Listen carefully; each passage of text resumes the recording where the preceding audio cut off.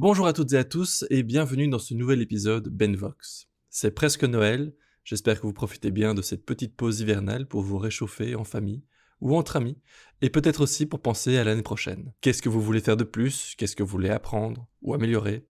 J'espère que cet épisode vous inspirera. Aujourd'hui, nous allons parler d'apprentissage et de résilience. Nous allons parler d'ateliers de céramique, de couture et bien d'autres, car on va à la rencontre de Green Fabric, un lieu dédié à la création et l'innovation au service de la transition écologique et sociale.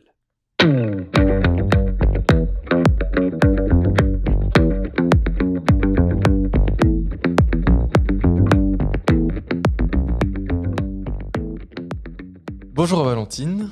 Bonjour. Comment ça va? Ça va, j'ai une belle laryngite, donc voilà, j'ai une voix un peu cassée, mais sinon, à part ça, ça va. Non, t'inquiète pas, t'as une très belle voix. J'avais peur quand tu m'as dit que t'avais ta voix cassée, mais en fait, ça va. Alors ici, on est au milieu d'un atelier Céramique. Et avant ça, on est passé par devant des machines pour faire du tissage, on est passé devant des machines de couture. Parce qu'en fait, aujourd'hui, on va parler de slow fashion, mais bon, c'est un sujet qu'on a déjà un peu abordé dans d'autres épisodes, mais ici, on va parler non pas de marques de vêtements durables, mais d'ateliers de couture, de recyclage, d'entretien de vieux vêtements, etc. Alors d'abord, est-ce que tu peux nous expliquer en quelques mots qu'est-ce que c'est donc Green Fabric? Alors, la Green Fabric, c'est un atelier créatif participatif.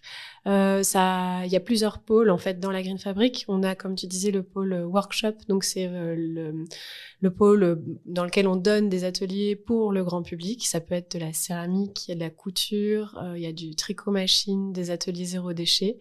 C'est assez varié. Ensuite, on est un coworking de créateurs. Donc, il y a 9 créatrices qui sont résidentes. Donc là, on est dans l'un des ateliers d'une des créatrices. Et donc, qui peuvent développer leurs propres projets personnels dans le lieu.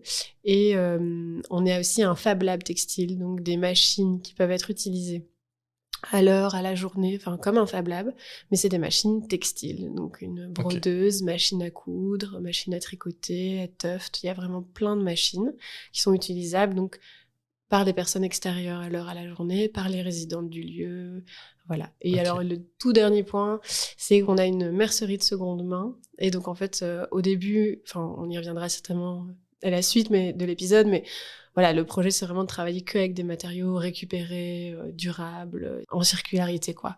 Et du coup, à force de récupérer, on s'est dit que même dans nos ateliers, dans nos créations, on pourrait pas tout utiliser. Donc, on a développé un petit coin mercerie de seconde main où les gens de l'extérieur peuvent aussi venir chercher. Il y a des fermetures éclairs, des tissus, des boutons, donc vraiment plein de choses qui peuvent être utilisées pour créer. Mais c'est des invendus, des surstocks, des choses qui auraient été jetées. Ouais. Ok.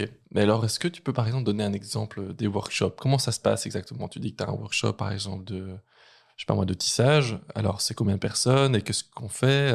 Est-ce qu'on apprend une technique ou est-ce qu'on est là finalement pour repartir avec un bout de tissu qu'on a soi-même tissé? Il y a vraiment plusieurs possibilités. On fait pas mal d'ateliers d'initiation.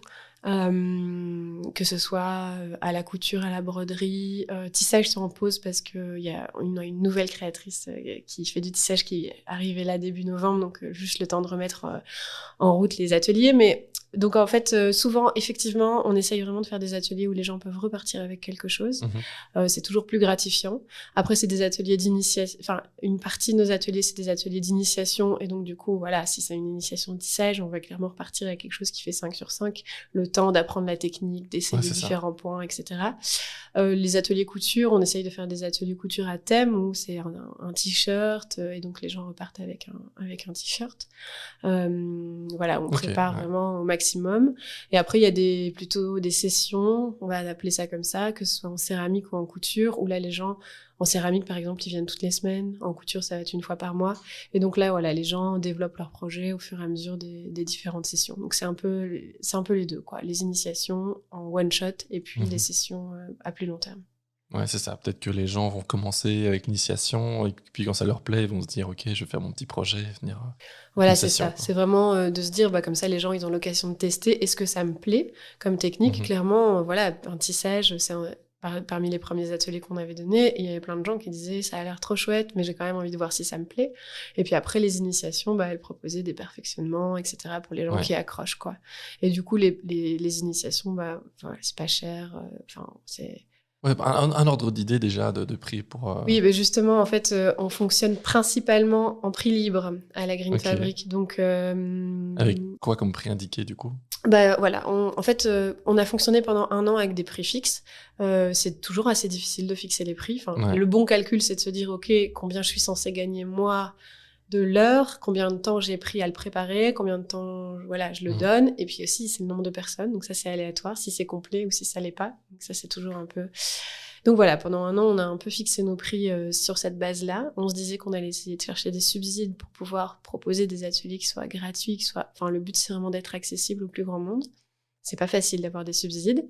Donc, du coup, ça prend du temps. Voilà, ça prend, on prend le temps, mais même quand on prend le temps, c'est pas évident de les avoir. Et donc, on a décidé de se dire, on va passer en prix libre. Et donc, on va mettre un prix indiqué. Donc, les gens réservent en ligne. On leur dit, si on avait dû fixer un prix, on aurait mis 25 € par exemple, mais on laisse les gens payer ce qu'ils veulent, ce qu'ils peuvent. Et donc ceux qui ont moins les moyens ou pour qui c'est moins une priorité, ils peuvent vraiment mettre beaucoup moins. Et puis les gens qui ont envie de soutenir le projet ou qui ont un peu plus de moyens peuvent mettre plus. Notre pari, c'est que ça s'équilibre dans le fonctionnement. Donc c'est pour la majorité de nos ateliers, on fait ça.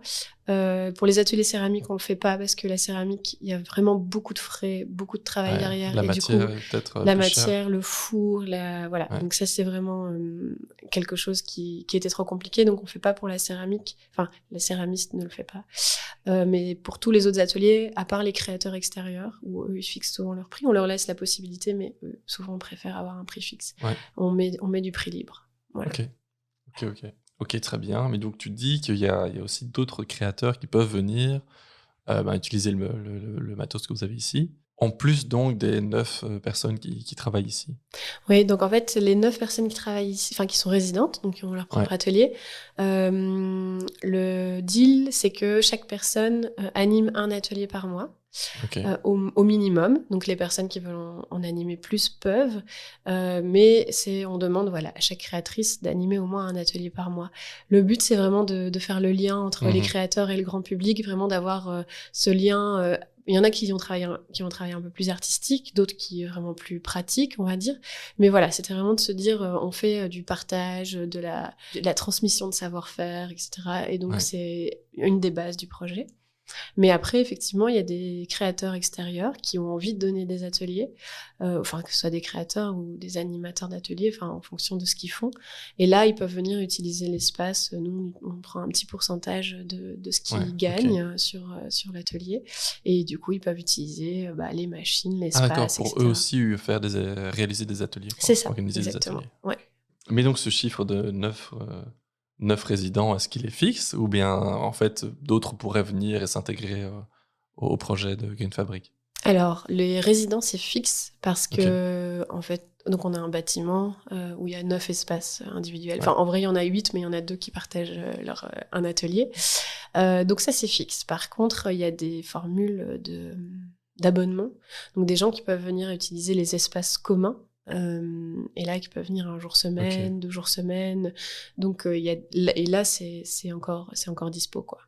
Finalement, tout ça, ça crée un peu une petite communauté d'artistes ou en tout cas d'artisans qui connaissent tous ces petits métiers, qui ont ces techniques qui ne sont pas forcément connues de tous. Et alors, est-ce que ça donne lieu à des collaborations entre... Oui, ça c'est vraiment génial. Donc là, par exemple, c'est bientôt Noël, donc les créatrices qui voulaient vendre elles qui se sont inscrites à un marché, elles vont faire une petite box où elles collaborent ensemble et donc elles font chacune une petite création qui sera regroupée dans la box. Donc il y aura de la céramique, un bijou, un dessin, une création textile, etc. Et après, par exemple, celle qui fait l'illustration, elle a fait la carte de visite de la bijoutière. Il y a vraiment pas mal de collaborations entre nous, d'échanges de connaissances. Des fois, un jeudi après-midi, on dit tiens, on va faire du savon avec la créatrice, celle qui fait les ateliers zéro déchet. Et voilà, on fait tous ensemble. Et puis le jeudi d'après, enfin, quand on a le temps, en tout cas, la céramiste dit oui, moi je dois créer, si vous voulez. Voilà, on fait ça ensemble. Et puis je vous montre un petit peu. Donc oui, il y a vraiment, c'est chouette. c'est très très chouette partage de connaissances. Ouais. Ah, c'est cool. Aussi, l'objectif donc de Green Fabric, c'est de réparer ses propres vêtements. Est-ce que ça fait partie de sessions que vous organisez, je suppose? Oui. Alors, par exemple, dans ce cas-ci, comment ça se passe? Est-ce qu'on vient avec du matériel? Est-ce qu'on vient avec son propre tissu? Est-ce qu'on vient avec ses propres boutons? Qu'est-ce qui est... Dans la pratique, comment ça marche, quoi? Donc pour les ateliers de réparation vêtements, ça va être surtout de venir avec ses vêtements abîmés. Après, pour le reste, on a vraiment tout ce qu'il faut au niveau matériel. Voilà, il y a, je crois, des milliers de boutons. Ici, il y a vraiment de quoi trouver son bonheur. C'est pareil au niveau fil, etc. Donc il y a vraiment moyen de venir les mains dans les poches. Alors pour la réparation, avec son jean, truc, quoi. Ouais. Mais si c'est les autres ateliers couture, c'est les mains dans les poches. Sauf si on se dit, moi j'ai vraiment envie de réparer avec ce tissu-là, avec ce bouton-là, ou de faire un atelier couture. Enfin, je sais pas, cet été il y avait des coutures bob. Il y avait moyen de se servir dans notre partie mercerie, mais il y en a qui sont arrivés avec leur propre tissu parce que elles l'avaient et qu'elles se disaient ça irait bien avec, et donc elles sont venues avec. Mais sinon, effectivement, tout est compris. Il y a déjà tout le matériel là. Ouais. Ok. C'est bon à savoir. Et alors donc dans cette mercerie, qu'est-ce qu'on y trouve exactement? Donc il y a le côté mercerie, puis après il y a le côté boutique de créateurs. Donc on a une petite vitrine où on met les créations des résidentes et aussi de certaines personnes extérieures. Et donc là, effectivement, il y a quelques créations, des petits vêtements pour enfants et des choses comme ça, de personnes qui travaillent justement dans la circularité.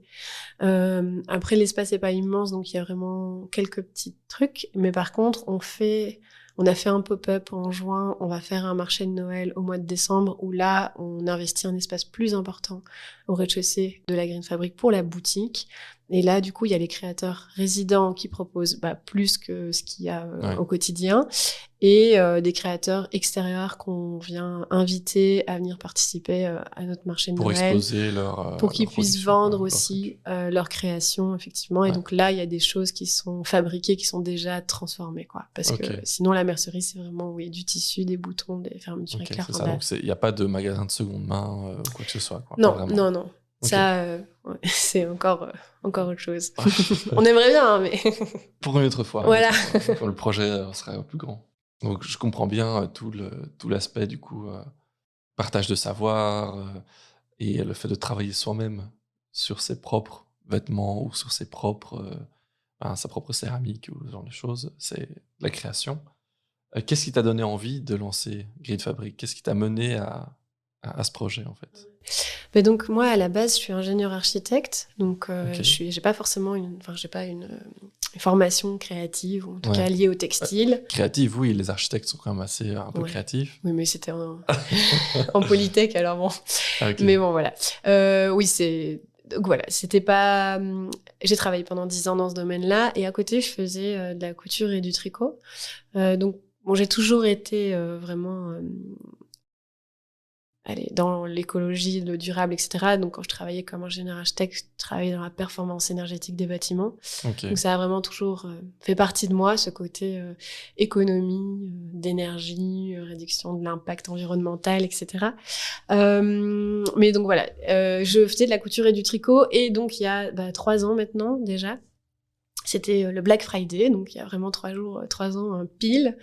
Je me suis dit, mais en fait, c'est bien de travailler sur les bâtiments, mais en fait, on consomme toujours plus, quoi. Et finalement, comment est-ce qu'on pourrait vraiment faire changer la façon de consommer des gens? Et donc moi, je me suis dit, je me suis étudiée moi-même en me disant, mais en fait, depuis que je fais de la couture, du tricot, je ne consomme plus de fast fashion. Je ne consomme plus plein de choses parce que, en fait, une fois qu'on a fait son propre t-shirt et qu'on se dit, ça fait 3 heures. Ouais. C'est même pas juste de savoir le faire soi-même, c'est de dire, j'ai fait un t-shirt, ça m'a pris 3 heures, ça m'a pris 1,50 m de tissu.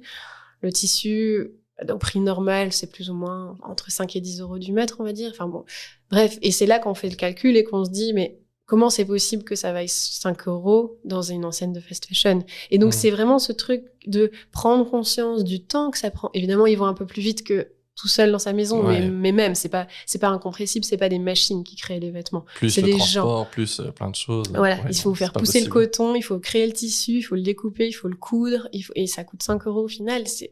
Et donc voilà, le fait de se rendre compte, de se dire, en fait, le temps que ça prend, ça change la façon de voir les objets, les choses Mhm. et les vêtements. Et donc, personnellement, ça a vraiment participé à ma réduction de la consommation. Et je me suis demandé, tiens, comment on pourrait appliquer, comment ça pourrait impacter plus de monde. Mhm. Et ce que je trouvais chouette, c'est que je trouve que quand on doit réduire sa consommation, c'est beaucoup on peut plus faire ça, on peut plus C'est manger clair. ça, on peut plus acheter ça, etc.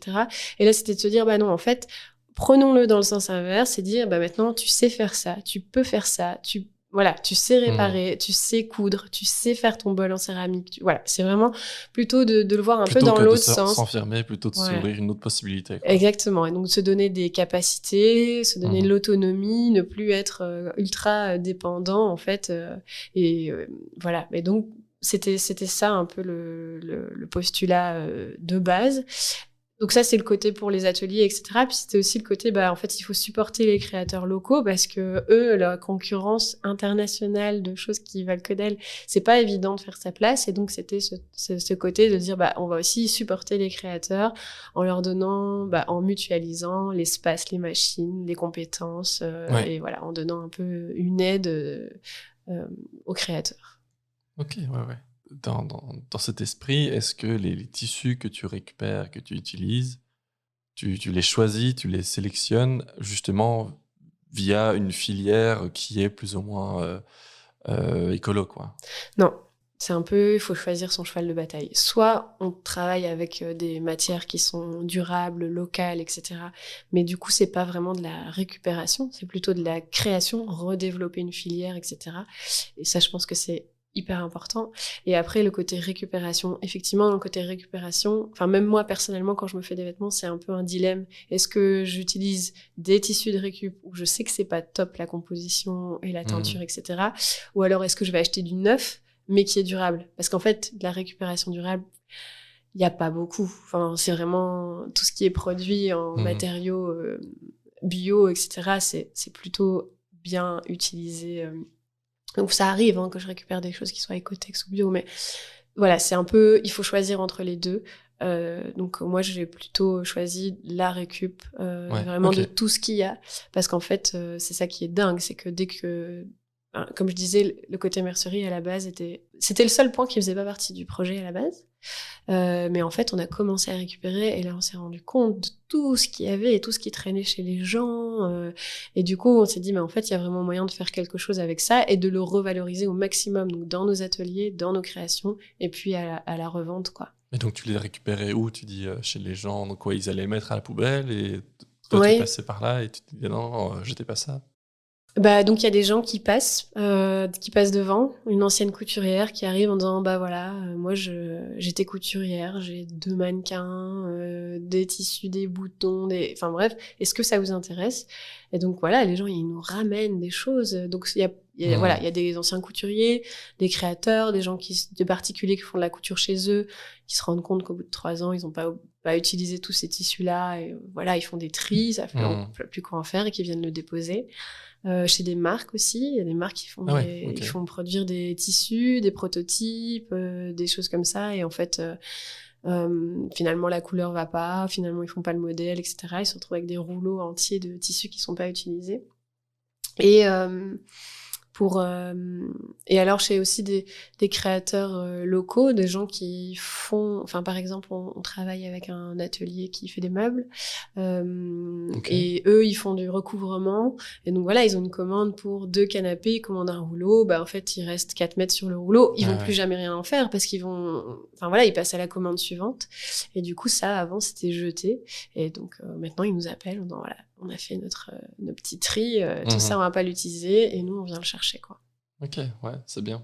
Alors est-ce que tu as l'impression que ces ateliers et cette envie du coup d'apprendre à tisser ou à faire ses vêtements ou à réparer ses vêtements, est-ce que c'est quelque chose qui devient de plus en plus populaire, ou en fait t'as l'impression que ça a toujours été un peu là et juste que maintenant c'est toi qui occupe cette place, mais qu'avant il y avait un autre atelier qui faisait un peu la même chose.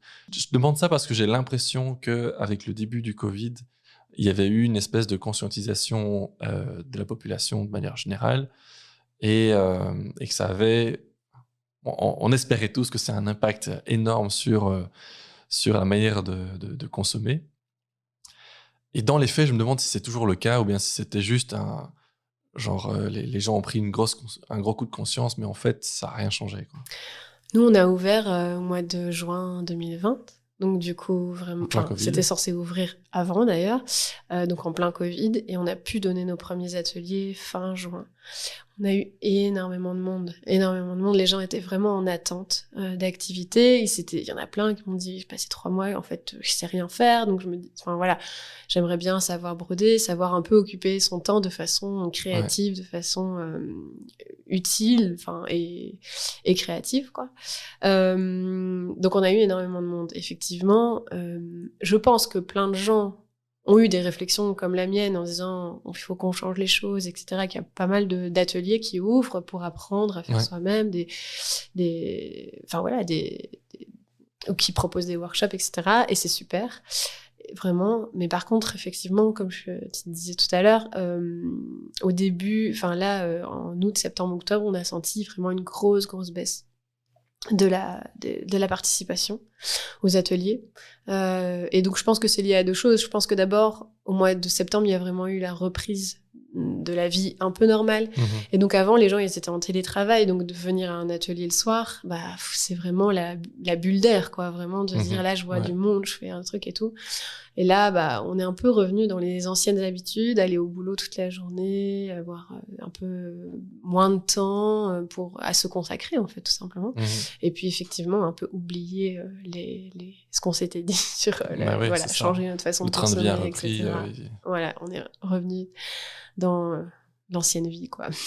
Ouais, c'est un peu dommage, hein.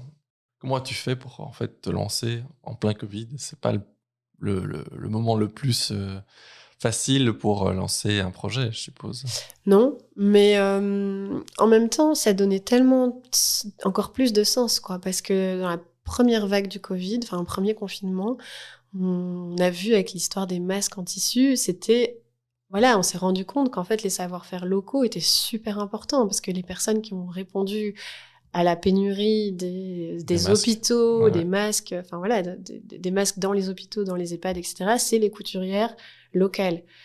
C'est vraiment les gens qui ont fait ça bénévolement et localement, quoi, de se dire. Et donc ça a vraiment, je trouve, enfin voilà, de se dire, mais en fait, tous les gens qui savent coudre sont capables de faire des masques, ils sont capables de répondre à une demande. Ça a vraiment, pour moi, donné énormément de sens au projet. Après l'ouverture, je pense que tout le monde l'année dernière au mois de juin s'est dit, c'est bon, c'est réglé, c'est derrière nous. Donc c'était plutôt festif et voilà, on a décalé l'ouverture de 2 mois, mais c'était ok, ça va aller, c'est bon, c'est parti. Ce qui a été vraiment dur, c'était plutôt le mois de novembre l'année dernière, quand on a dû reconfiner, réannuler tous nos ateliers et qu'on savait pas pour combien de temps et que ça a quand même duré longtemps. Donc voilà, ça c'est des choses c'était plus compliqué après que finalement qu'au début, parce qu'au début ça, voilà, il y avait beaucoup de sens et puis on pensait que c'était derrière nous. Comme on était naïfs. Voilà. Donc ouais. Ok, donc reprenons un peu. Si, par exemple, j'ai envie d'apprendre, si je veux en apprendre plus sur des ateliers, comment est-ce que je m'inscris? Comment est-ce que je vois la liste des ateliers disponibles et la programmation? Où est-ce que ça se passe? Et qu'est-ce que je dois amener avec moi? Apparemment rien, du coup, mais... C'est ça. Mais donc, en fait, toutes les informations sur le site internet, c'est greenfabric.be. Là, il y a vraiment tout le programme avec les ateliers qui sont prévus. C'est toujours en soirée? C'est pas toujours en soirée, donc la semaine c'est principalement en soirée. On a des ateliers le week-end, matin ou après-midi, ça dépend. Il y a des ateliers enfants les mercredis après-midi pour les enfants entre 8 et 12 ans. Donc voilà, tout le programme et les liens pour s'inscrire sont sur le site internet Il y a aussi, pour les gens qui veulent utiliser l'atelier partagé, le détail des prix, des machines qui peuvent être utilisées. Et alors, on a aussi un système de rendez-vous. La mercerie est accessible sur rendez-vous parce que justement, comme il y a des ateliers, etc., c'est parfois pas forcément évident de tout combiner. Les machines aussi, l'utilisation des machines pour les personnes extérieures, c'est sur rendez-vous. Donc, on a un petit module de prise de rendez-vous. Voilà, il y a vraiment toutes les infos sur le site internet. Après, on est sur les réseaux sociaux, donc Instagram et Facebook, c'est Green Fabric BXL pour les deux. Voilà, comme ça, on partage un peu ce qu'on pense, les portraits des créateurs, un peu le quotidien de la Green Fabric sur Instagram, et puis sur Facebook, de nouveau, on crée les événements, etc. Et enfin, on a une newsletter, donc ça, c'est encore, je pense que le meilleur moyen pour, voilà, on ne spamme pas du tout, c'est une fois par mois, le programme des ateliers du mois prochain. Okay. Et voilà, par exemple, là, je suis en train de faire celle du mois de décembre, on dit qu'on fait un marché de Noël à la Green Fabric, et donc voilà, on donne un peu les détails des créateurs, mais donc voilà, c'est encore, je pense, le meilleur moyen, parce que dans les réseaux sociaux, c'est un peu difficile, on est un peu noyé parfois, c'est vrai, avec tout ce qu'on suit, etc. Donc, voilà. Parfois, quand on voit qu'il nous reste 50 stories à regarder, on n'a pas envie de commencer, quoi. Voilà, c'est ça. C'est vrai.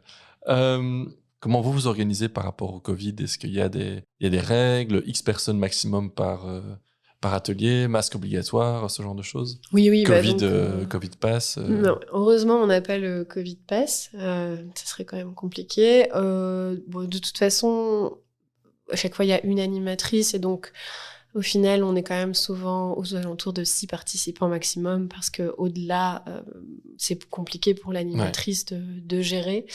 Ça correspond à 10 mètres carrés pour une personne, qui a été longtemps la règle pour le nombre de participants aux ateliers. Donc voilà, on reste plus ou moins à ça. Oui, on porte le masque pendant les ateliers. Voilà, surtout maintenant quand on voit que ça remonte, on essaye d'être prudent. Bien sûr. Et voilà. Ok. Et alors pour finir, je vais t'inviter à donner un message à l'audience. Qu'est-ce que tu as envie de dire? Demain, du jour où on est en train d'enregistrer, c'est le Black Friday, et du coup j'ai vraiment envie de dire, voilà, réfléchissez à ce que vous consommez, à ce que vous achetez, à vos besoins, à qui le fait, dans quelles conditions. Et voilà, il ne faut pas arrêter de vivre, arrêter d'acheter, mais vraiment essayer de vous poser la question quand vous consommez. C'est pas parce que ça arrive en 24 heures livré par Amazon que ça a été produit, que c'est tombé du ciel. Non, il y a quelqu'un qui l'a fait, qui a fabriqué les matériaux, qui a fabriqué le produit, qui l'a livré, et de se questionner un peu sur le prix des choses, et sur la valeur des choses, et sur l'impact surtout, et sur ce que vous avez le pouvoir que des gens, en tant que consommateurs, de faire un peu changer les choses, et de refuser certains systèmes. Parce qu'en participant, c'est comme si on soutenait le système, quoi. Le truc qui me gêne quand je vois un truc vraiment pas cher, typiquement en fast fashion. Est-ce que j'ai vraiment envie de dire que je valorise ce système, quoi? Oui, c'est une façon de dire qu'on veut plus ça. Après, clairement, chacun a des situations différentes, et donc il y a des gens qui ont plus ou moins le choix, mais c'est juste de se dire, voilà, si j'achète 10 vêtements en fast fashion un jour, est-ce que vraiment j'en ai besoin, ou est-ce que en fait j'aurais pu acheter un vêtement durable, local, soutenir une entreprise qui a du sens et qui essaye de faire changer les choses. Ok, super. Merci beaucoup. Merci à toi. Et comme toujours, j'encourage tout le monde à, bien sûr, venir déjà visiter Green Fabric. Et si le slow fashion vous intéresse, il y a plein de workshops qui devraient vous plaire ici. Et puis bien sûr, je vous invite à les suivre sur les réseaux sociaux, donc elle a bien dit Facebook et Instagram. Je mettrai les liens, bien entendu, dans la description, comme d'habitude. Et voilà. Belle journée. Salut, à la prochaine.